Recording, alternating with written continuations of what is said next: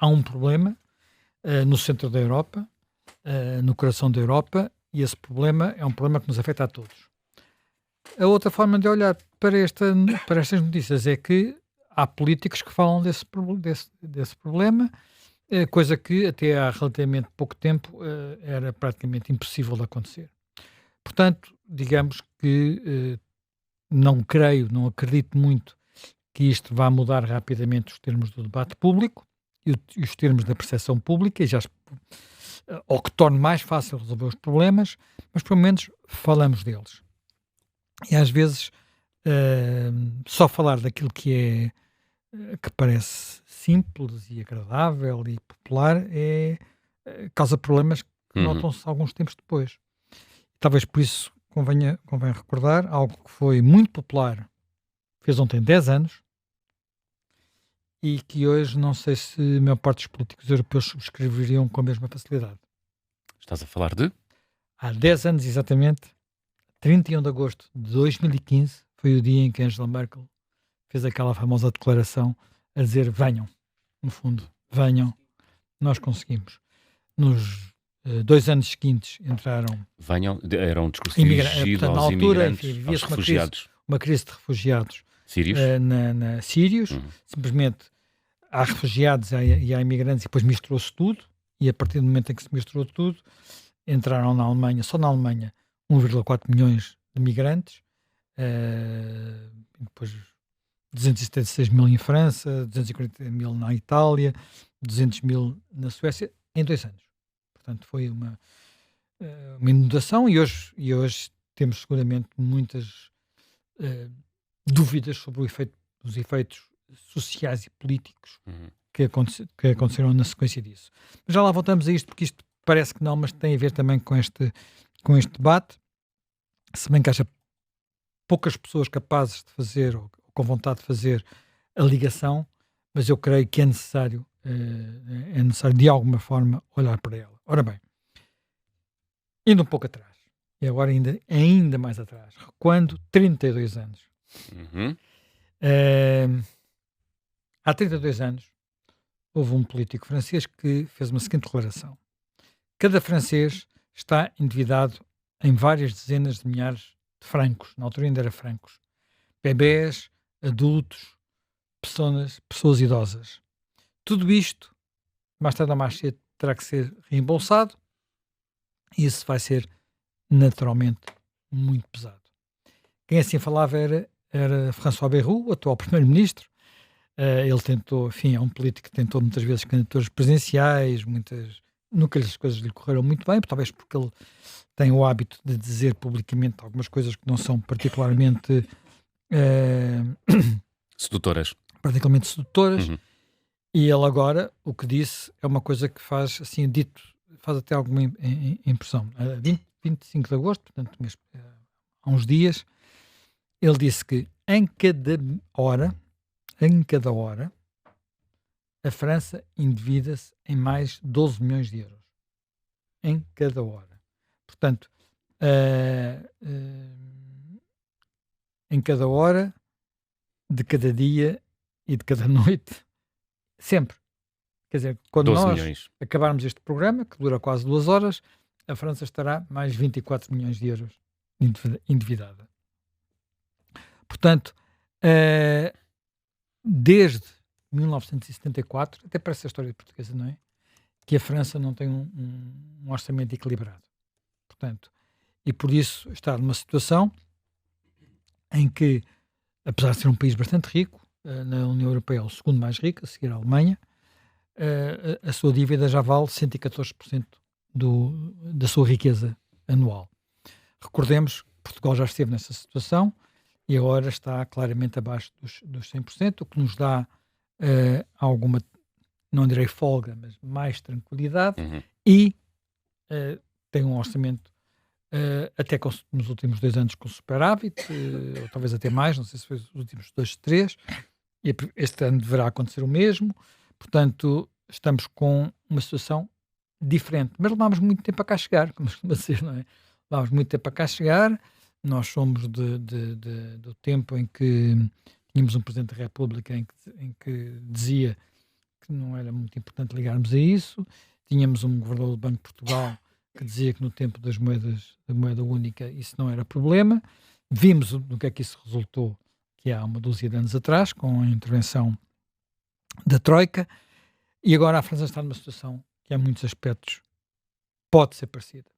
Eu digo pode ser parecida porque, apesar de se falar muito de que a França precisa de recorrer ao FMI, ninguém acredita muito que isso vá acontecer, a começar porque o FMI não tem vontade que isso aconteça. Reparemos, o FMI não foi feito para intervir em países grandes. Uhum. Quando interveio, quer em Portugal, quer na Grécia, já foi necessário ir com a ajuda da União Europeia e do Banco Central Europeu, porque sozinho os fundos não dariam para isso. O FMI está feito para países menos ricos e em situações diferentes destas. A única vez que interveio num país grande na Europa foi no Reino Unido, curiosamente, e numa década horrível, a década de 70, e apenas não tinha a ver com um empréstimo destas características, tinha a ver sobretudo com um problema de equilíbrio financeiro pontual, e resolveu-se rapidamente. Aqui estamos a falar de um problema muito mais sério e também há no FMI pouca vontade de fazer algo que eles sabem que muitas vezes não resulta bem. Porque em alguns países, isso porventura até na própria França, de quem fala disso, acha-se que, vindo do FMI, se conseguem impor as reformas que de outra forma não se conseguem impor. E a experiência de algumas intervenções do FMI é que, por regra, das medidas, das receitas do FMI, os políticos só aplicam aquelas que lhes dão mais jeito. Isto é, muitas vezes, a subida dos impostos. Não têm coragem de subi-los noutras circunstâncias. Aquilo que depois tem a ver com coisas mais estruturais, tem a ver com controle da despesa, racionalização da despesa ou reformas estruturais de abertura do mercado, muitas vezes ficam no tinteiro e nós sabemos como isso é verdadeiro olha, também para Portugal, em muitos aspectos. E, portanto, está-se numa situação em França que pode levar a uma crise política. Ninguém acredita muito que o governo vá sobreviver à moção de censura que decidiu apresentar e, portanto, o mais natural é que na próxima semana François Bayrou deixe de ser primeiro-ministro. Portanto, os dois partidos, mais à esquerda e mais à direita, já anunciaram que vão votar contra a moção de confiança.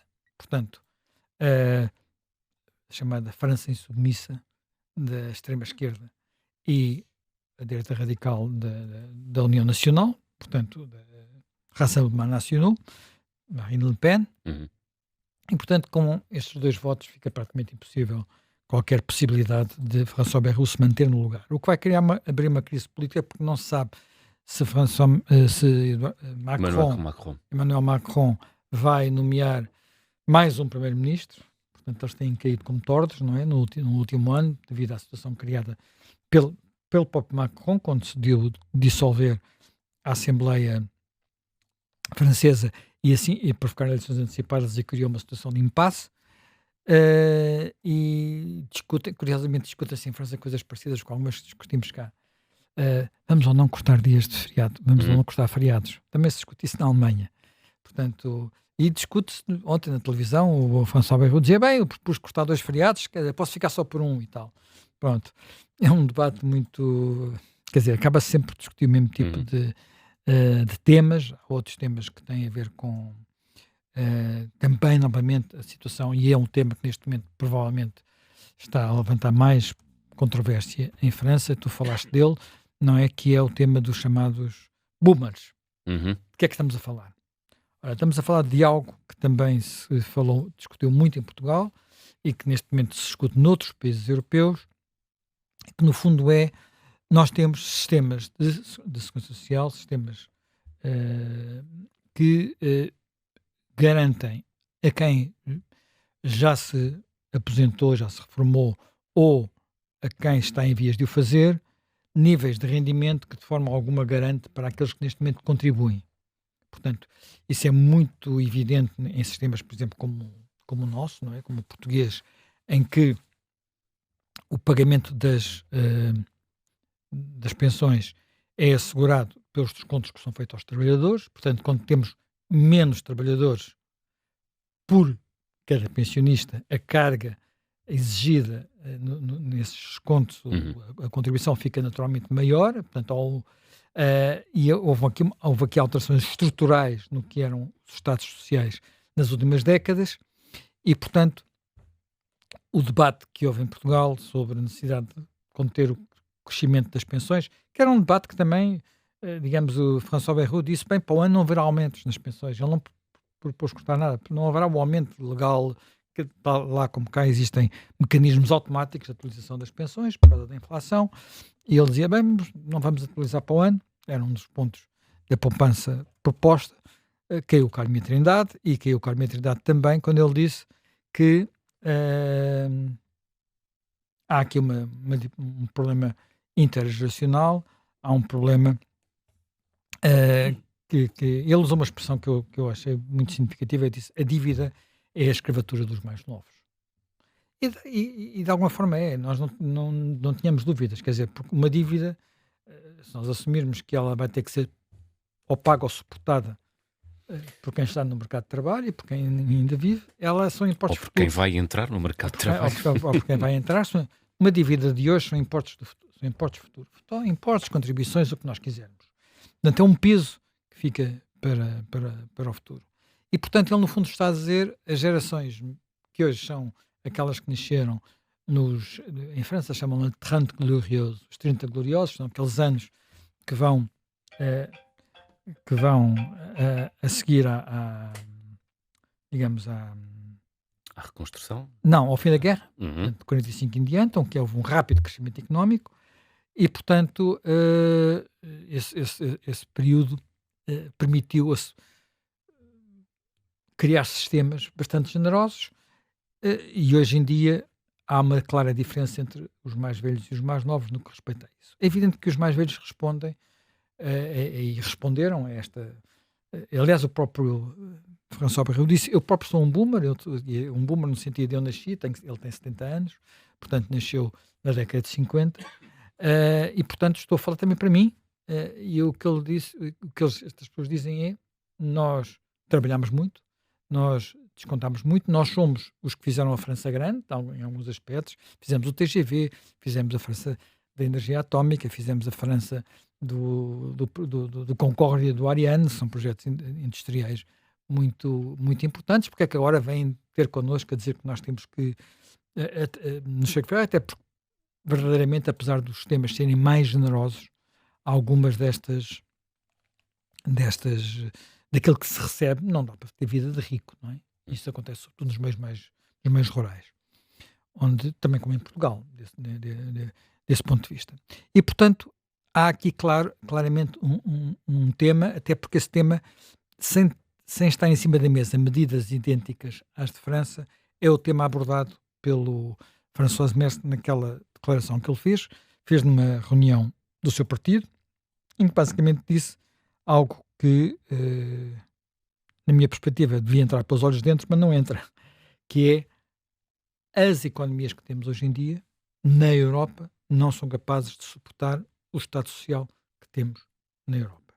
Portanto, e isso na Alemanha torna-se também muito evidente. Para teres uma ideia, a Alemanha tem o Estado Social mais antigo do mundo, quer dizer, enfim, não é é um Estado Social menos generoso que o atual, mas tem o Estado Social mais antigo do mundo, portanto, tem mais de 130 anos, 139 anos. É uma ideia do Bismarck, não é? É do Bismarck, exatamente, do Bismarck, portanto, vem do final do século XIX, quando o Bismarck disse que nós temos que respeitar e temos que garantir que aqueles que ficam, sobretudo os que ficam os inválidos e os mais velhos, não ficam na miséria, e, portanto, assegurou prestações públicas para essas situações. Portanto, criou um modelo que depois começou com a questão das indemnizações por acidentes de trabalho. Exatamente, não é? exatamente por isso mesmo.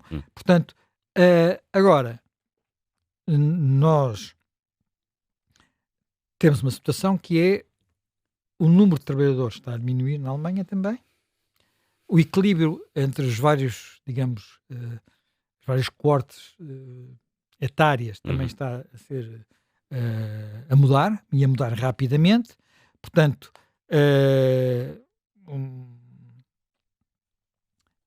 estima-se que daqui, enfim, por 15 anos, em 2040, eh,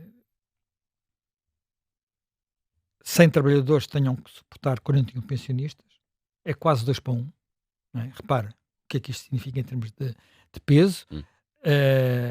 Atualmente são 30, já é 1 para 3, um bocadinho menos de 1 para 3.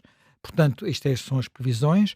O peso deste sistema já é tão grande que as contribuições, portanto, estamos a falar 12% do produto, mas a parte que aqui é significativa é que a contribuição, uma parte disto vem do Orçamento de Estado, não são as contribuições só, portanto, também já pesa muito no Orçamento de Estado, precisamente porque as contribuições não chegam, porque, tal como, enfim, em todos os sistemas, há uma parte de pensões que precisam ser compensadas, e também em todos os sistemas, isto também é uma discussão que há muito em França, em todos os sistemas há desigualdades grandes.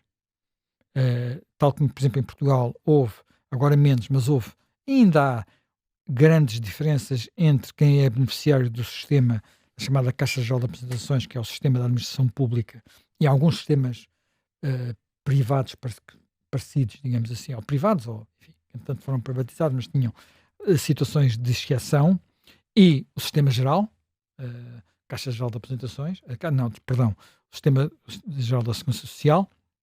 Portanto, e aqui há grandes diferenças, até há 15, 16 anos atrás, era possível, na administração pública, passar à reforma recebendo líquido mais do que o último ordenado, e muitas vezes era-se promovido nos últimos, às vezes apenas algumas semanas, no fim da carreira, apenas para garantir que se tinha uma pensão mais elevada.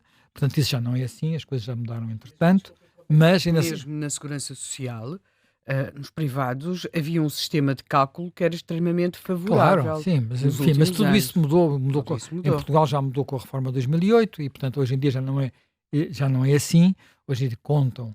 Eu devo dizer, no meu caso concreto, eu quando entrei para o mercado de trabalho, achei que não valia a pena preocupar-me com os descontos, porque o que contavam eram os últimos anos. E, portanto, devo dizer que, no princípio, não fiz nada pelo meu futuro. Não pagaste. Não, quer dizer, nós tínhamos trabalhos, muitas vezes trabalhos que eram... Sim. Não tive logo emprego fixo, na altura não era recibos verdes, era outro sistema qualquer, e portanto não me preocupa com isso, quer dizer, o dinheiro não era muito, e portanto não contando aquilo para nada, não me beneficiava nada com isso, não tive nenhum interesse, nenhum estímulo para me preocupar com isso. É evidente que no fim hoje estou a ser prejudicado por isso, mas pronto, não... Porquê? Porque as regras na altura eram outras, contavam os últimos anos, lembro-me que um período eram os 10 anos dos últimos 15, agora contra a carreira contributiva toda, ponto final parágrafo, que é o que está certo, é o que está certo. Bem, e é possível, mas há países é possível saber hoje quanto é que vamos receber através do simulador da Segurança Social. Há muitos sistemas, o sistema mudou e em Portugal, devo dizer que em muitos aspectos mudou mais, não quer dizer que tenha mudado o suficiente, tenha mudado tudo o que é preciso, mas mudou mais do que mudou noutros países. E um dos países em que mudou menos é a França, em que há milhões de sistemas que, sobretudo, beneficiam o setor público, portanto, empresas públicas e Estado, que criam enormes desigualdades, mas as pessoas não estão disponíveis para mexer nesses aspectos. Ora bem, porquê é que chegámos aqui? E como é que podemos sair daqui? Porque isto é uma espécie... Há aqui um lado nó cego nesta situação que não é muito fácil de resolver. Ora bem, primeiro que tudo, estes Estados sociais europeus, mesmo os mais antigos como o alemão, foram basicamente construídos no pós-guerra. E o pós-guerra é muito diferente dos dias de hoje. O pós-guerra eu fui ver estes dados, o pós-guerra é, na França, no período que vai de 45 a 75, portanto, nesses 30 anos, os 30 gloriosos, o crescimento foi, por regra, superior a 4% ao ano. Muitas vezes 5, 7%, chegou uma vez a ser 8%. Atualmente situa-se entre 0 e 1%. Às vezes negativo. Mas enfim, tirando entre 2022 e 2024 foi 0,8% e 1,1%. Portanto, a expectativa é que fique até abaixo disto. Na Alemanha a diferença é ainda maior. Porque na Alemanha o crescimento económico no pós-guerra foi brutal, o que aliás é um país completamente arrasado, digamos assim. A média de crescimento ao ano foi 6,4%, houve anos superiores a 10%, portanto, e agora está mais ou menos zero. Mais ou menos zero, ali. Pois. Pronto, a Alemanha. Em compensação, em contrapartida, repara, temos também uma diferença, uma alteração demográfica brutal. Brutal. Portanto, quando olhamos para o índice de natalidade, não é? Portanto, o número enfim, em termos básicos, o número de filhos por mulher, sabemos que para manter a população, em média, seria necessário 2,1 filhos por mulher. É evidente que uma mulher consegue ter 2,1 filhos. Ninguém tem um décimo de filho. Uhum. Portanto, a seguir a 45 e até 1970, nós tínhamos taxas, por exemplo, em França 2,8, na Alemanha penso que ainda era um bocadinho superior, sim, 2,5, portanto, não, um bocadinho inferior, 2,5, nesse período.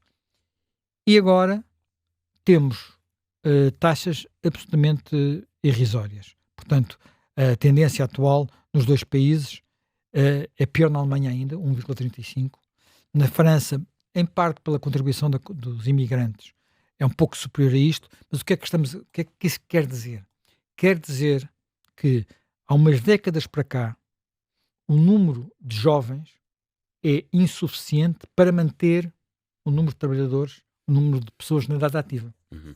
O número de pessoas na idade ativa está estagnado ou a diminuir, ou tendencialmente a diminuir, se não houver, e este é um aspecto politicamente crítico, se não houver a contribuição de trabalhadores que chegam de fora.